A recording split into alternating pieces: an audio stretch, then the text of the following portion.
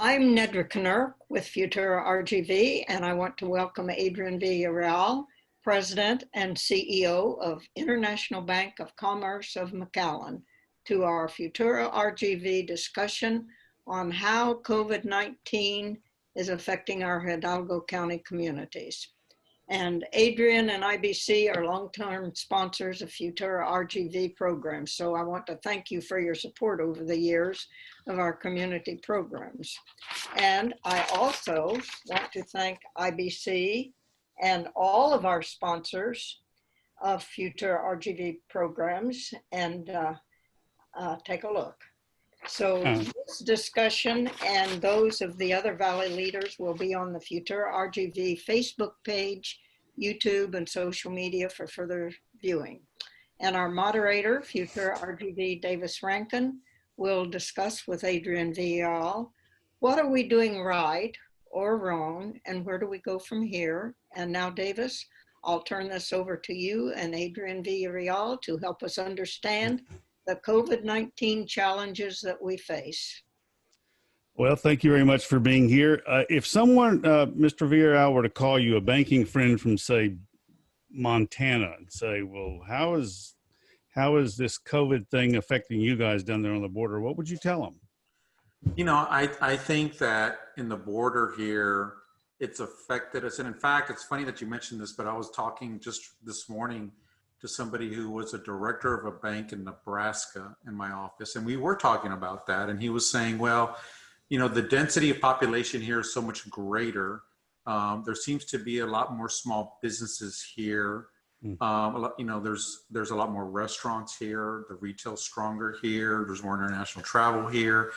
And he says, you know, they were dealing with cases, but it really didn't seem overall to have as big as an impact as it would down here in the Valley.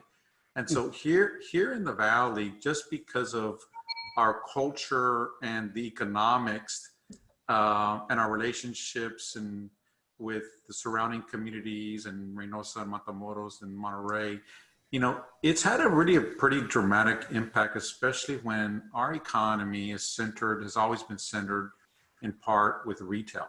And so having to deal with just the normal changes that the retail industry was facing, and then you get hit with COVID, it's like a double whammy, right? And so I think what it's done is it's forced us to take always that kind of entrepreneurial know-how that we've developed over the years and really trying to apply that of how do we deal with this and how do we move forward.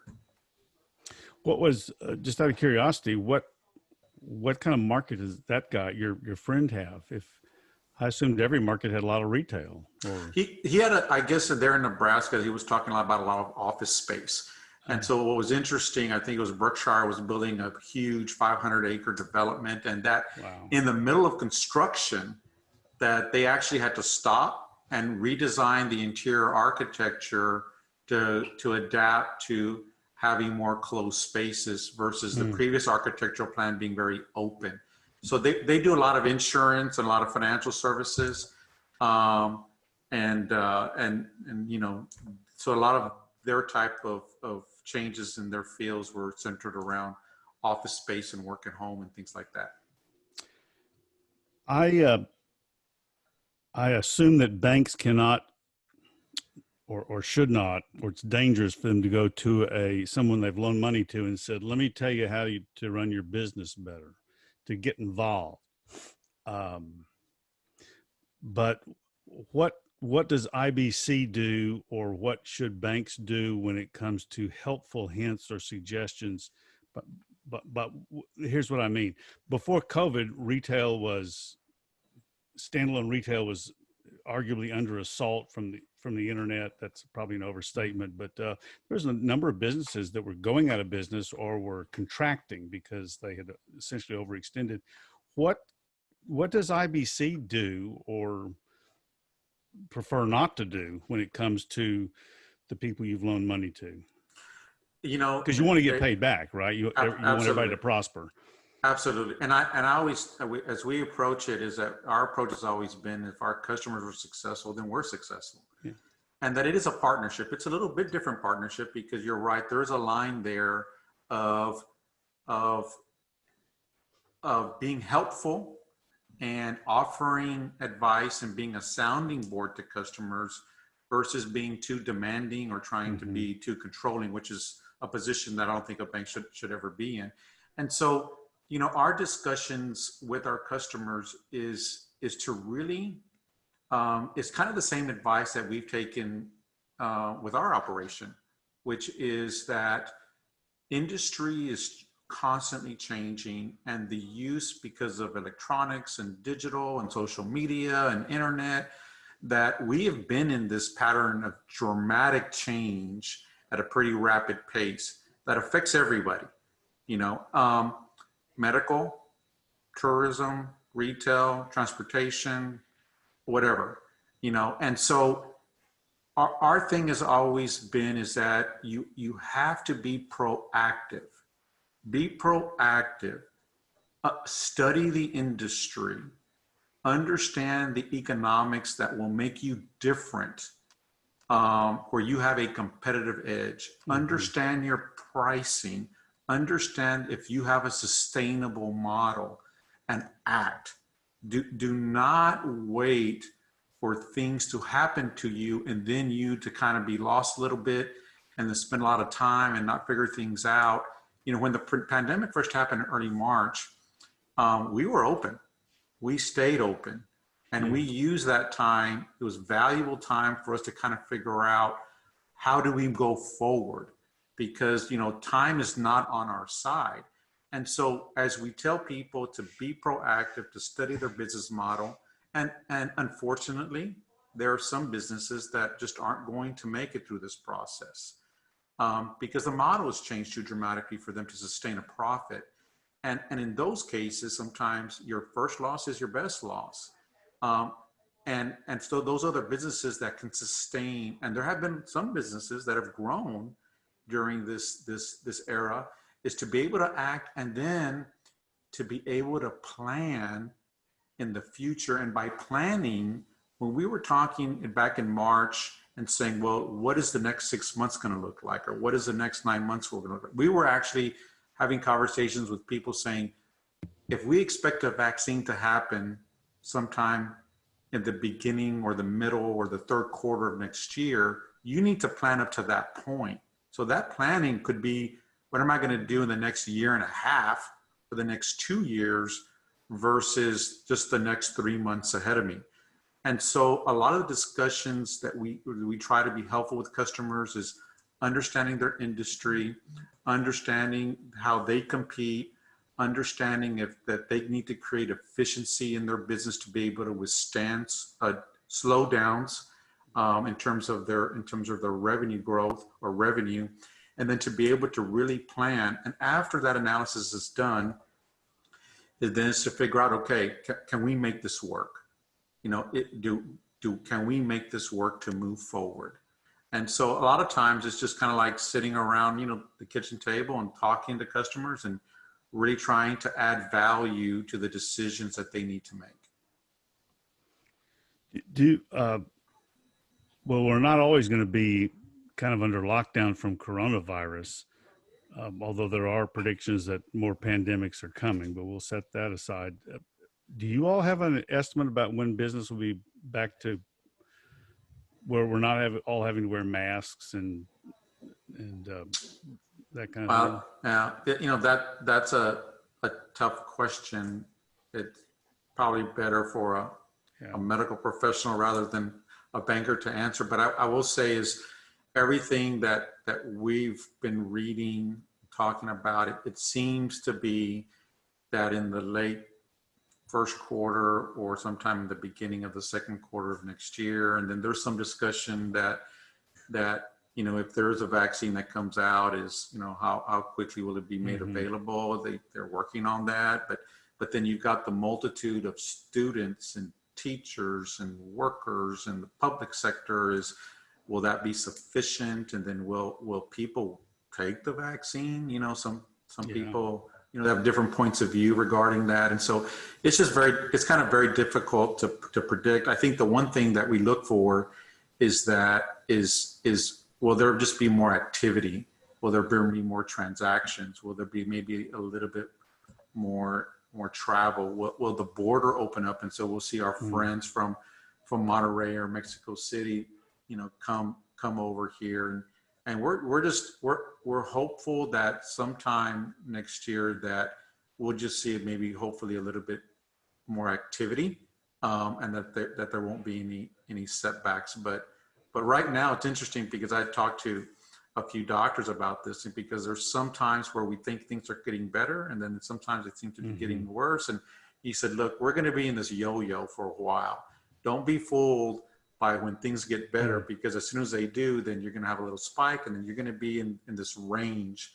And until we do get a vaccine, then we'll see that permanent decline for us then to be able to move around a little bit more easier and safer.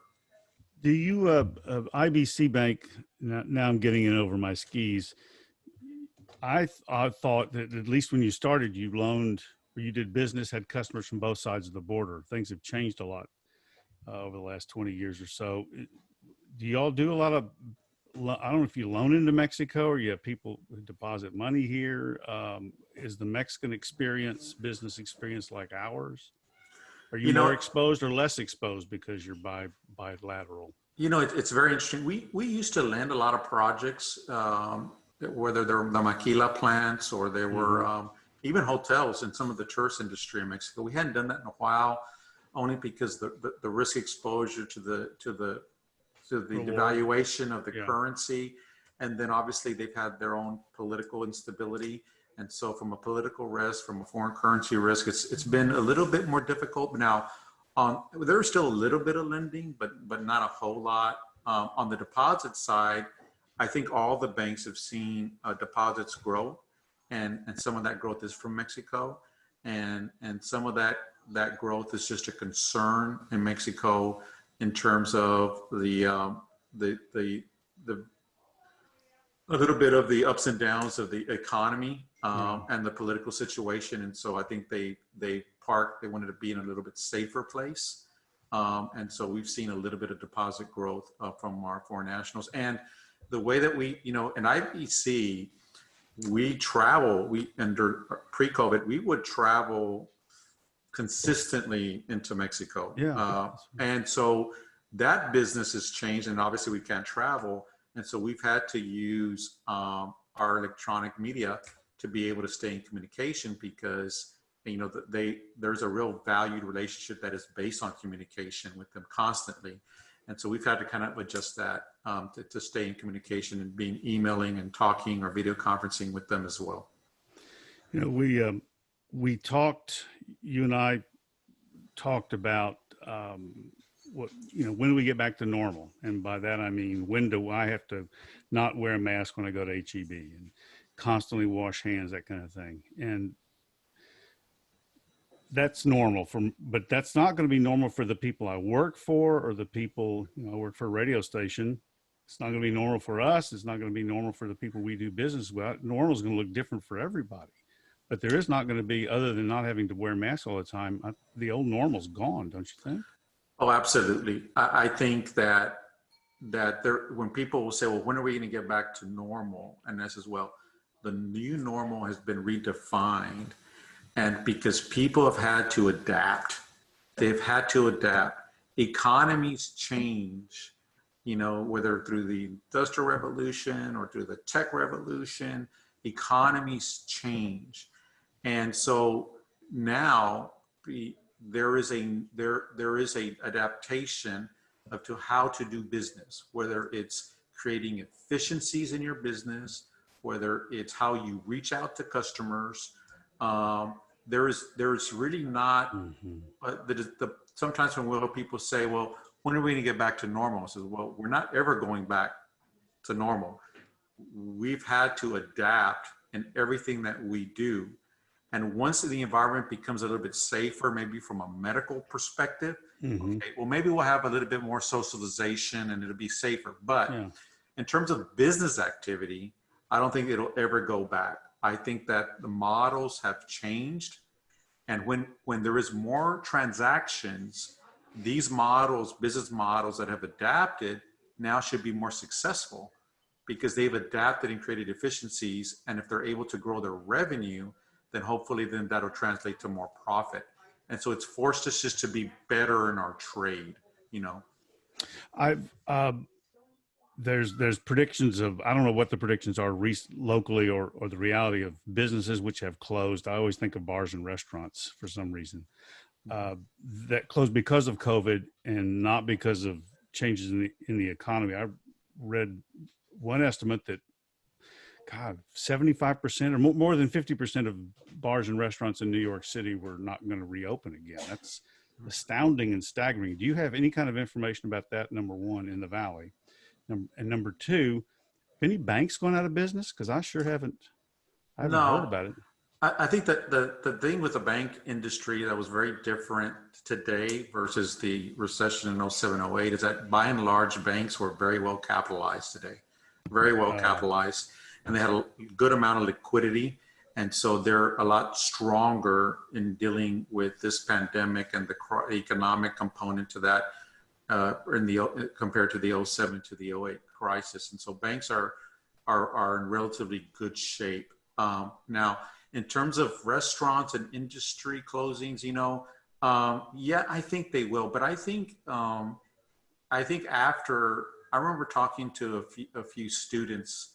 I think there were students in the MBA program at UTRGV a while back. I think it was right when COVID was happening. And I was saying, from a student perspective, this is a unique opportunity to really learn what in terms can businesses do to be successful in the models, and what impact and what's survivability and what are the competitive forces and all these kinds of things that they learn. And I think that for sure there were some businesses that were struggling pre-COVID, and because maybe they took on a bit too much. Maybe, you know, they weren't efficient in some places. Maybe, you know, their pricing was off. Maybe they just didn't have a competitive advantage. And for all these reasons, they were suffering before COVID.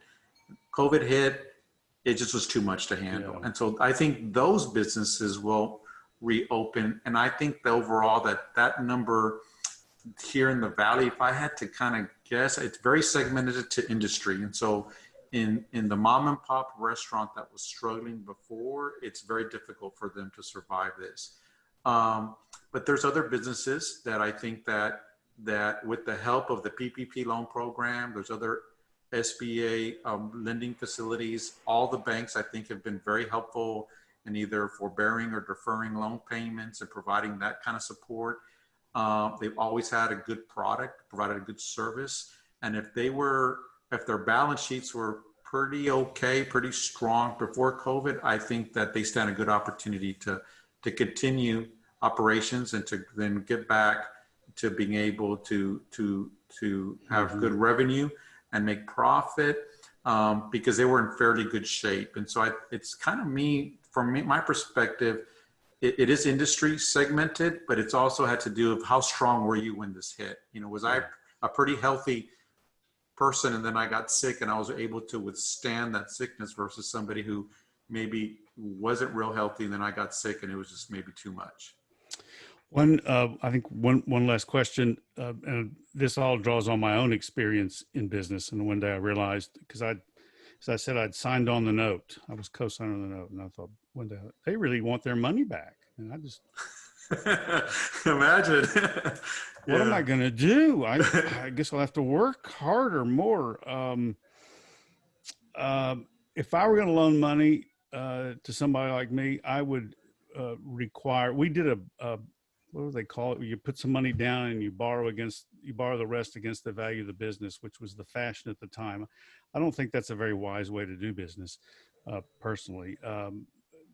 We probably should have been required to have more in reserve or more savings or whatever. And they required banks to do it because banks are regulated in ways that businesses are not. But if I were going to loan money, I would require a different structure, and proof that they can survive a downturn. Yes. Yeah. And that's a very good point, Davis, because that's kind of what I was mentioning before, is the businesses that do well planning and they really, study what's happening around them, the changes, they react quickly, they plan, they budget. They really look at pricing because sometimes people will price, but then they don't factor in all this other overhead that's not factored into their pricing. And then at the end of the day, you're working really hard, but you're not making any money, right? And so I think then it all really leads to then businesses having a pretty strong balance sheet, meaning that they've got, good amount of capital that they've earned or they've contributed or they've saved up. And when you always have that, that you'll be able to withstand these things that are just come at you. And like this, something that was of their doing, not of their doing.